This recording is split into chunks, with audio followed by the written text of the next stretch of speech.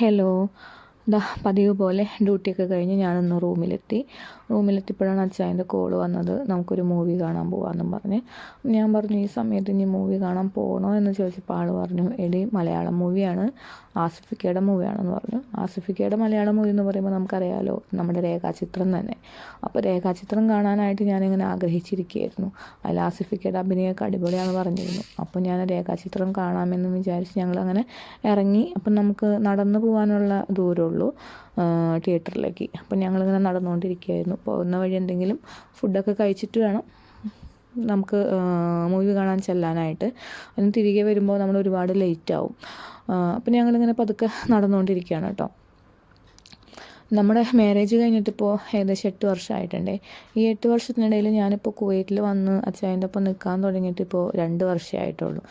ഏകദേശം ഈ ഒരു 2 വർഷക്കാലം തന്നെയാണ് കേട്ടോ നമുക്ക് പരസ്പരം മനസ്സിലാക്കാനും പരസ്പരം എന്താണ് ഒരു ഹസ്ബൻഡ് ആൻഡ് വൈഫ് എന്നുള്ളൊരു ലൈഫ് നമുക്ക് മനസ്സിലാക്കി മുന്നോട്ട് പോകാനും നമ്മുടെ കുറവുകളും അതേപോലെ നമ്മളിൽ പരസ്പരമുള്ള ഗുണങ്ങളൊക്കെ എന്താണെന്ന് കറക്റ്റായിട്ട് മനസ്സിലാക്കി നമുക്ക് ജീവിക്കാൻ കഴിഞ്ഞത് ശരിക്കും ഈ ഒരു 2 വർഷക്കാലം തന്നെയാണ് കേട്ടോ.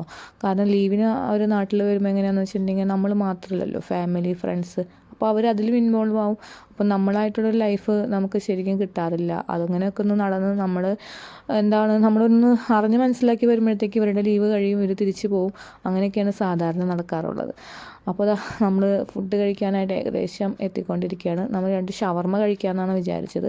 അപ്പോൾ ഷവർമ വന്നു. ഒരു 4 ഷവർമ നമ്മൾ ആദ്യം ഓർഡർ ചെയ്തു. അതിൻ്റെ ഒപ്പം നമ്മളൊരു ഓറഞ്ച് ജ്യൂസും ഒരു അവോക്കാഡോ ജ്യൂസൊക്കെ ഓർഡർ ചെയ്തു. ഷവർമയുടെ ഒപ്പമുള്ള ഈ ഉപ്പിലിട്ട മുളകും ക്യാരറ്റൊക്കെ എനിക്ക് ഭയങ്കര ഇഷ്ടമാണ് അതിൻ്റെ ഒപ്പം കഴിക്കാനായിട്ട്. അപ്പം നമ്മളങ്ങനെ കഴിച്ച് ഇറങ്ങി. അപ്പോൾ നമ്മൾ മൂവി കാണാൻ പോയിക്കൊണ്ടിരിക്കുമ്പോൾ ഒരു കാറ് കണ്ടു. ആ കാറ് നല്ല രസമുണ്ട്. ഞാൻ ചുമ്മാ ഒന്ന് വീഡിയോ എടുത്തേ ഉള്ളൂ. അത് മൂവി കാണാനായിട്ട് നമ്മൾ തിയേറ്ററിലേക്ക് കയറിക്കൊണ്ടിരിക്കുകയാണ്. ഇവിടുത്തെ മൂവി എന്ന് വെച്ചാൽ നമ്മുടെ നാട്ടിൽ തിയേറ്ററൊക്കെ പോലെ തന്നെയാണ്. പക്ഷേ നാട്ടിൽ നമുക്ക് ഇൻ്റർവെൽ ഉണ്ടല്ലോ. ഇവിടെ നമുക്ക് മൂവിയുടെ ടൈമിൽ ഇൻ്റർവെൽ ഇല്ലാത്തതുകൊണ്ട് നമുക്കൊന്ന് പുറത്തിറങ്ങാനോ ഒരു കോഫി കുടിക്കാനോ ഐസ്ക്രീം മേടിക്കാനോ നമുക്ക് ആ ടൈമിൽ പറ്റില്ല.